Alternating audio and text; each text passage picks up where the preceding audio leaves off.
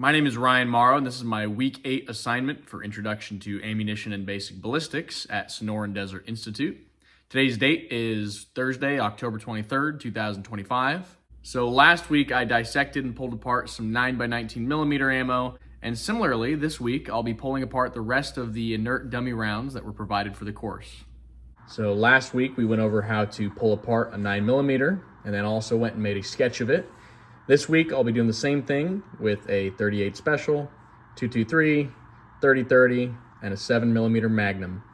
All 5 of these were uncharged, unprimed, just inert dummies that were provided for the sake of the course by SDI. Real quick, I'll go back over the steps of properly dismantling a loaded cartridge. First, you gotta select the right size insert for the bullet puller. Perfect. Place it at the back of the puller, secure it with the cap, and then smack it against something hard.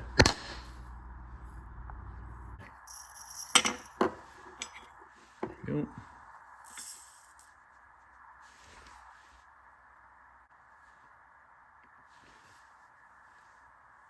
A 125 grain projectile. My 30-06 dies aren't set up all the way on the turret head here, but that's all right. We're just depriming. Get a little bit of this Imperial sizing wax. Just a dab will do you. Get the case set. Give it a crank. Out went the primer. So there is that 30-06 fully deconstructed. 125 grain projectile, case, primer, powder. Of course, for these, they're not going to have primers or powder. I'm going to go ahead and get all these pulled apart, and then I'll move inside to start sketching the scale drawings of them.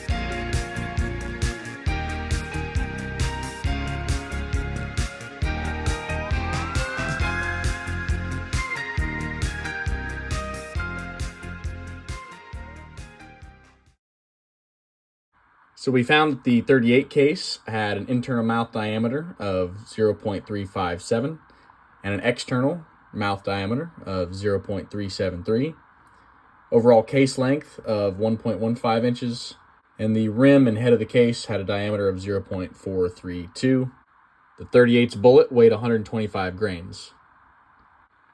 The 223 had an internal mouth diameter of 0.222 thousandths of an inch, and an external diameter of 0.247, which after the shoulder tapered out to 0.355, with an overall case length of 1.766 inches. And at the head it was 0.374, and the 223 featured a 55 grain bullet. Our 7mm Magnum case had an internal mouth diameter of 0.282, and an external diameter of 0.31, which after the shoulder opened up to 0.491. Overall case length was just over 2.5 inches. This was the only belted case on here and had a head diameter of 0.526 inches. The 7mm bullet was 160 grains. Finally, the 30-30 had an internal mouth diameter of 308 and an external diameter of 0.325, which after the shoulder tapered out to 0.404. Had an overall case length of 2.04 inches. And the rim and head of this was 0.495 across. This 30-30 featured a 150 grain bullet. So now using Gun Digest's Cartridges of the World, 17th edition, we're going to go through and identify some of these cartridges, make sure our measurements were up to snuff. Here we've got the 223 Remington's neck diameter is 0.249. I had measured 0.247, so that's pretty close, that's about on. Our shoulder diameter checks out, our case length checks out, and our base diameter all checks out, all either the same or just about the same. Any of those slight variables, we'll just call that my own human error with the calipers. It says here we'll be able to find a little bit about the cartridge's history on page 72. Here we can see it was designed in 1957 by Remington and Armalite in the early days of the U.S. Army's M16 program. Next, we've got 7mm Remington Magnum with a bullet diameter of 0.284, neck diameter of 0.315. That tapers out to 0.49 after the neck. We're going to look at some of the history on page 106.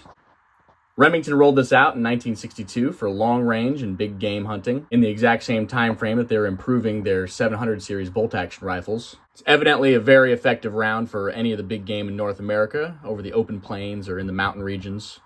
Next, we've got 30-30 Winchester, which sometimes used to be called 30 caliber Winchester centerfire. So just like before, my measurements are spot on or really close. We've got a 308 caliber bullet sitting on a neck that's 0.328 in diameter. Either way, they're close enough for identification purposes here. We'll go ahead and scroll up to page 113 and grab a little bit of its history. So this is one of the most popular classic hunting cartridges in America. It's been around since Winchester brought it to the market in 1895. The author here comments, "The 30-30 has long been the standard American deer cartridge, and it is still the yardstick by which the performance of all others is compared." I couldn't agree more. It's still such a popular and effective choice even 130 years later. It's doing its job great. And lastly, here's 38 Smith & Wesson Special, bullet diameter 0.357, rim diameter 0.44, case length 1.16. It all checks out. So we can see here it was first developed by Smith & Wesson for their M&P revolver in 1902.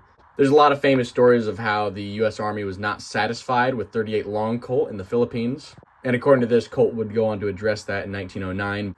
Even today, this cartridge stays a very relevant standard for all sorts of purposes. Around the world, even. It's really effective, especially in plus P loading for self-defense. Why does a resource like this matter? Why would this even be important or useful for gunsmithing?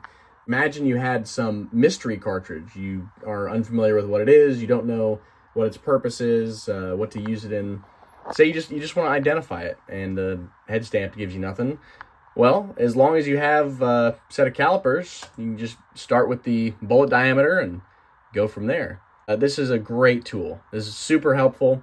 Find out what page the history of whatever it is that you've got, and boom, you've got basically everything you could really need to know about almost every cartridge in the world. So this concludes my Week 8 assignment for Introduction to Ammunition and Basic Ballistics.